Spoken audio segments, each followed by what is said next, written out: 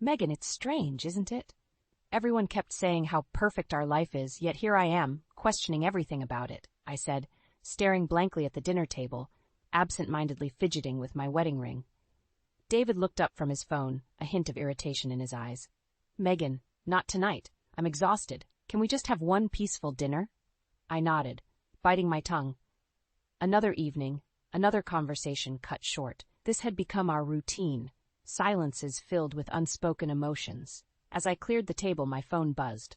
Mrs. Carter, there's been an accident. Your husband and his passenger are in critical condition, the voice on the other end informed. The plate slipped from my hand, shattering on the floor. What? Where? How bad is it? My voice was frantic. Calm down. They're being taken to Mercy General. Come quickly, the caller said before hanging up abruptly. I grabbed my coat and rushed out, my mind racing. In the emergency room, I was met by a police officer. Mrs. Carter? He asked, his face somber. Your husband and his passenger were involved in a car accident. They're both in surgery. His passenger? I whispered, trying to process. Who was with him? The officer hesitated. I believe her name is Samantha Foster. My heart sank. Samantha, my sister? What were they doing together? I spotted my mom, June, entering the waiting room. Megan, what's happening? I heard about the accident. Samantha, where is she? Mom, I don't know. They told me she's in surgery with David, I said, barely holding back my tears. 2 hours later, a doctor approached us. Mrs. Carter, Mrs. Foster, your husband and daughter made it through surgery. They'll live, but their conditions are serious. It'll be a long road to recovery. Relief mixed with confusion filled me. Why was Samantha in David's car? I looked at my mom, searching for answers, but she looked as puzzled as I felt. Days turned into a blur. Between hospital visits and sleepless nights, questions gnawed at me, but I pushed them aside, focusing on David's and Samantha's recovery. Though frail, David managed to speak. Megan, it wasn't my fault. You have to believe me. I nodded, but the doubt lingered. Why were they together that day? One evening, as I sat beside David's bed, Samantha's voice whispered from her room. I'm sorry, Megan. I never meant for this to happen. Sorry for what? What were you doing with David? I asked, my patience wearing thin. Samantha averted her eyes, helping with the apartment.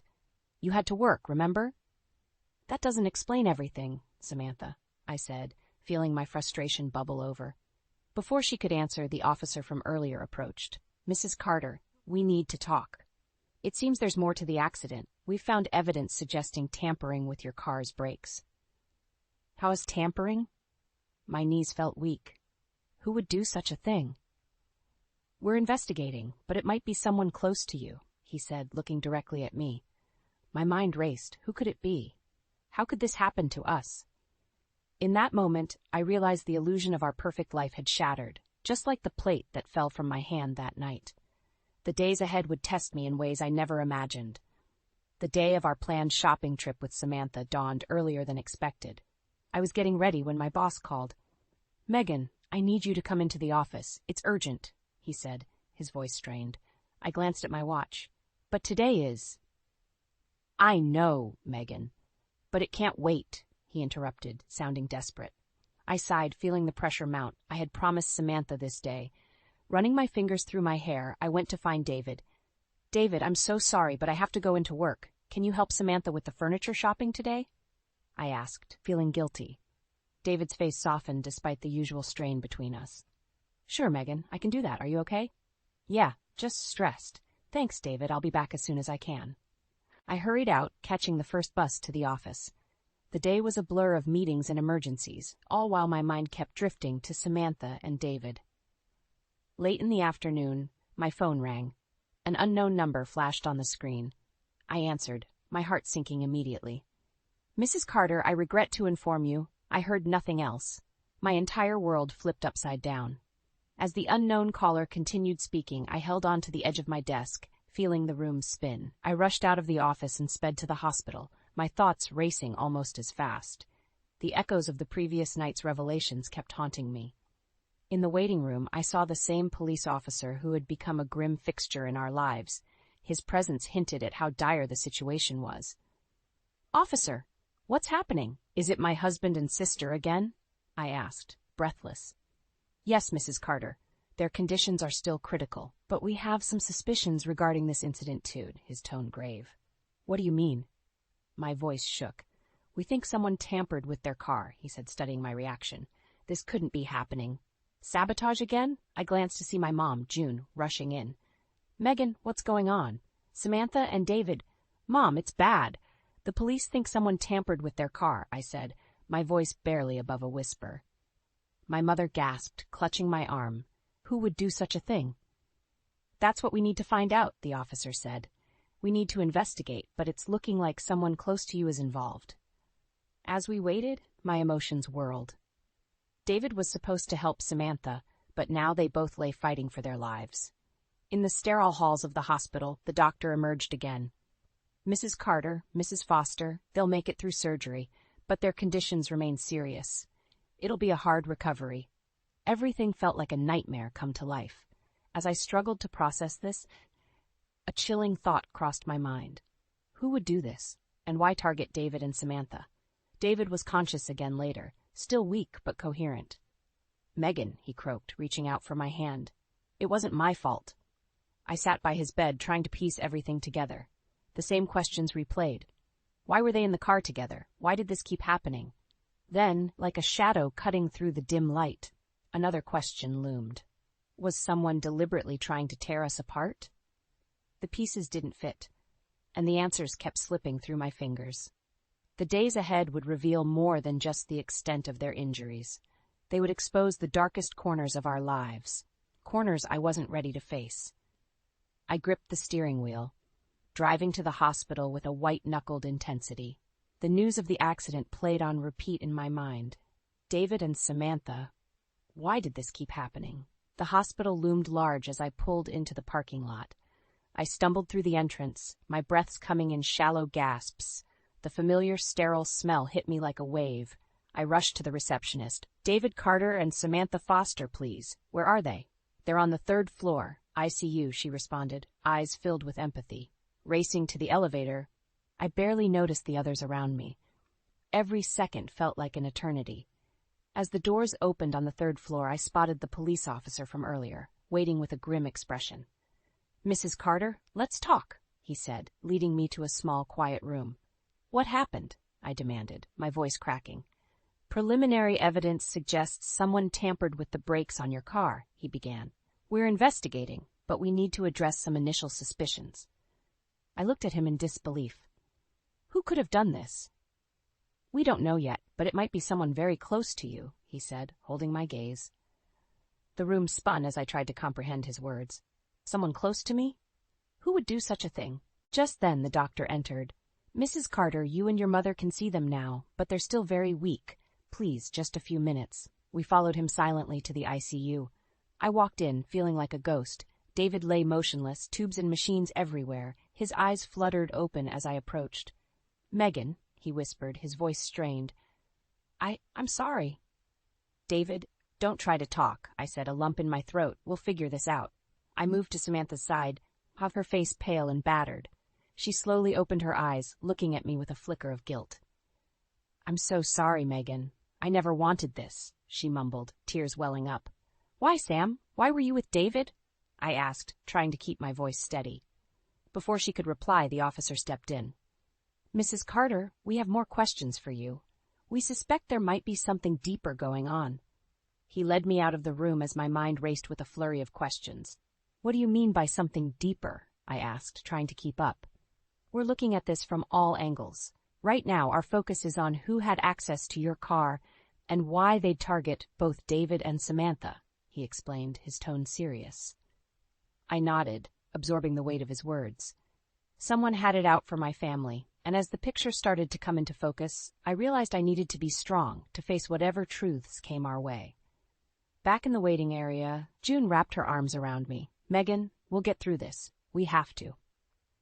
Her words offered a small glimmer of hope amidst the chaos. As I sat there, I knew the days ahead would be filled with difficult revelations and harder choices, but one thing was clear. I wouldn't stop until I uncovered the truth. And whoever was behind this, they'd pay for every bit of pain they caused. The hospital became my second home in the weeks that followed. David and Samantha were awake but far from okay. Their recoveries were slow, and with each day, our family splintered further. David's frustration grew, seeping into every interaction. One evening, as I entered his room, I found him seething. "Megan, this is unbearable," he snapped. "Why can't you do anything right? Get the nurses, now."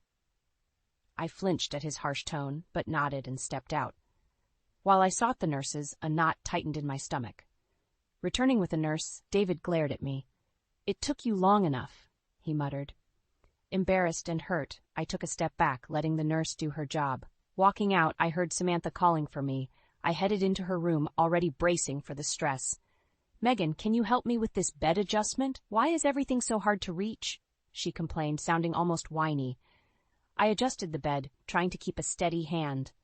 "There you go, better?"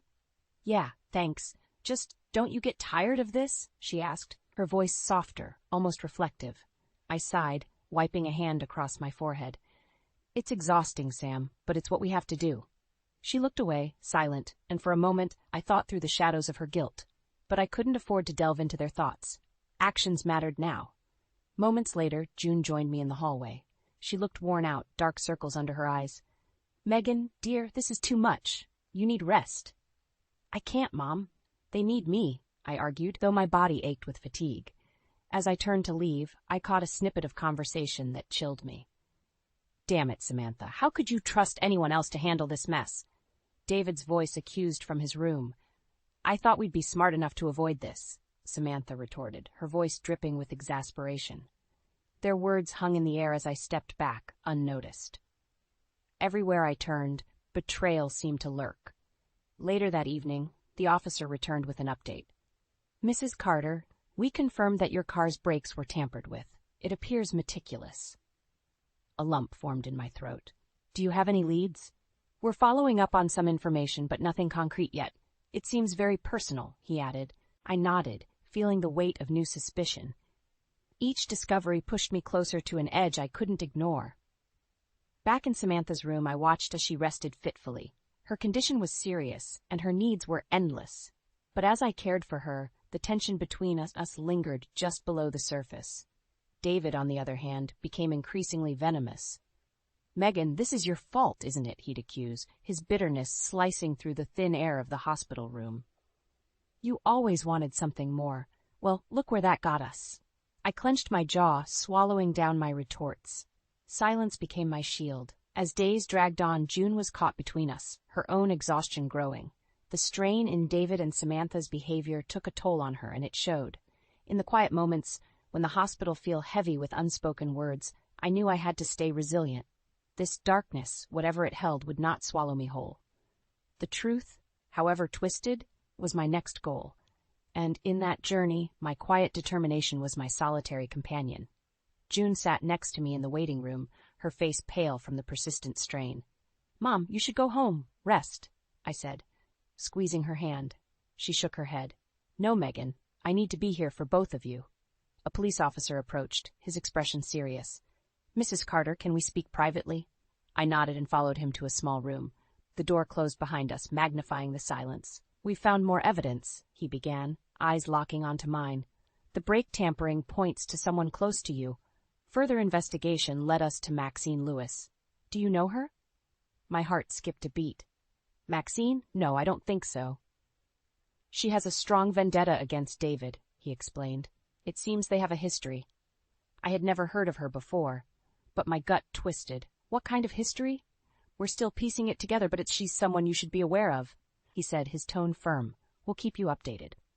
Back in David's room, I tried to mask my turmoil. He lay there, eyes closed, looking fragile. When his eyes opened, the familiar coldness was there.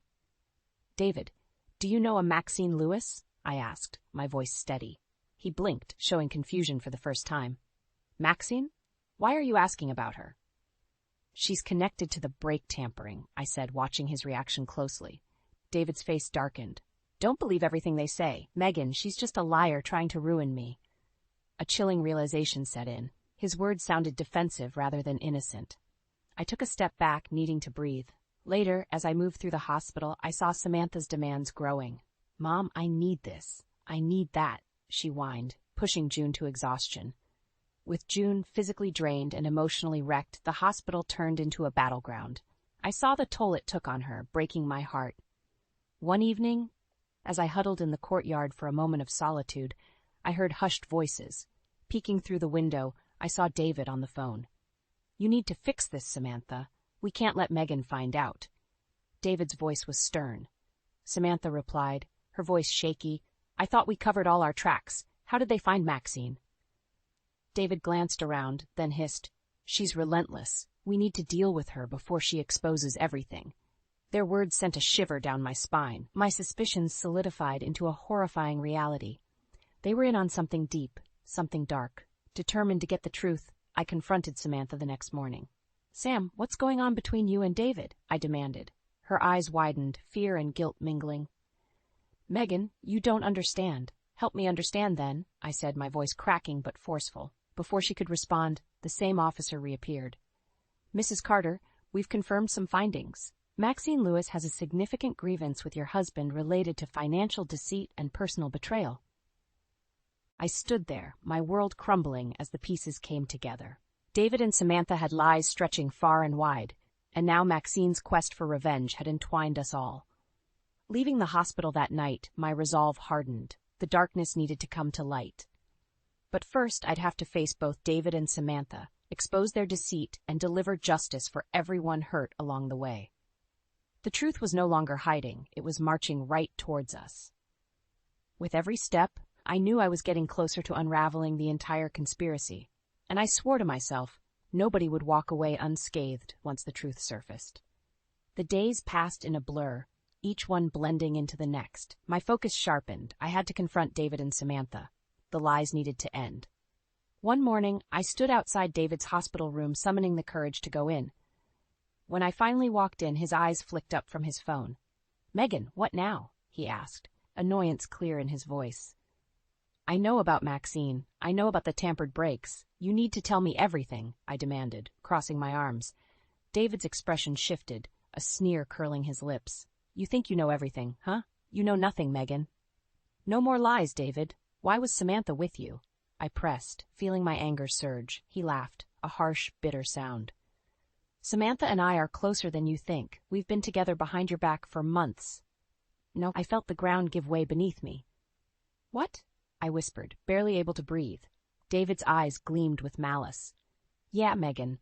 While you were busy playing the doting wife, Samantha and I were planning a future, one that didn't involve you."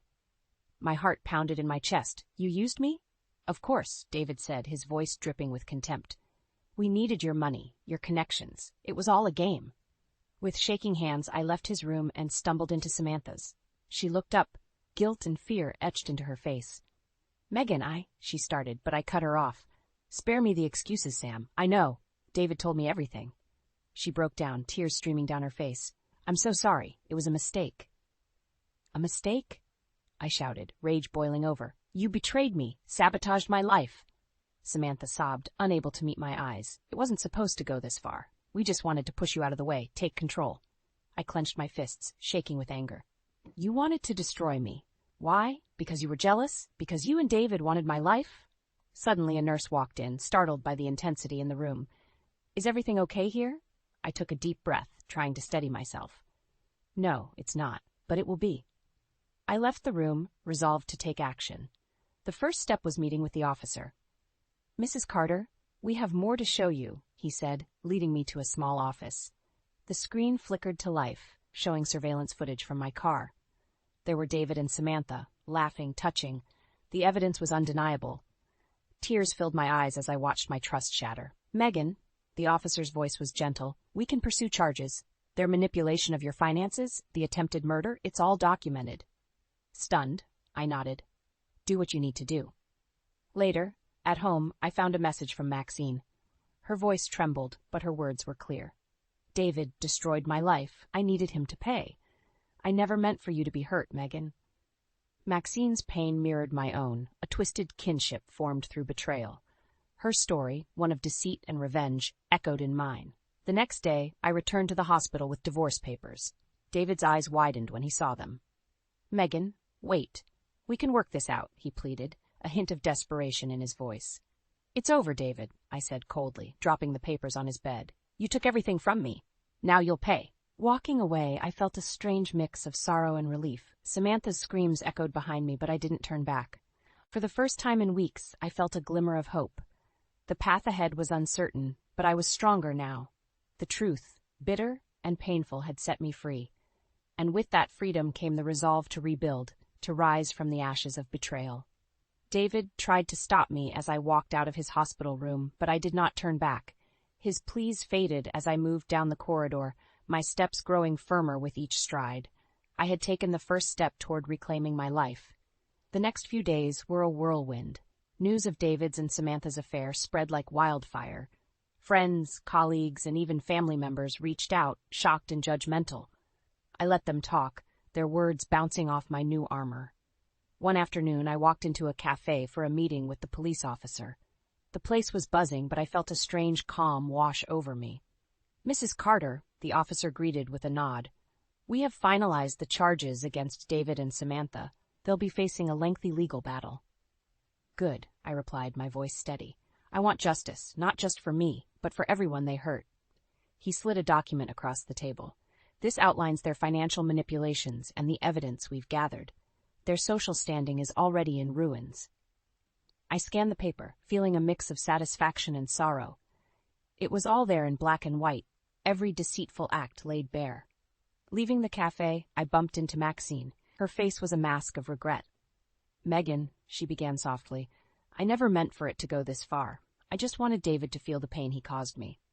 I studied her, seeing the echoes of my own pain. "Maxine, you took extreme measures, but I understand why," I said, surprising myself with the empathy in my voice. "We both suffered because of him." She nodded, tears filling her eyes. "I'm sorry for everything." With a heavy heart, I walked away, my mind set on the next step.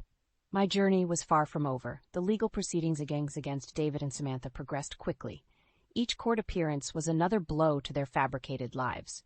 Their faces, once haughty and assured, now looked haunted.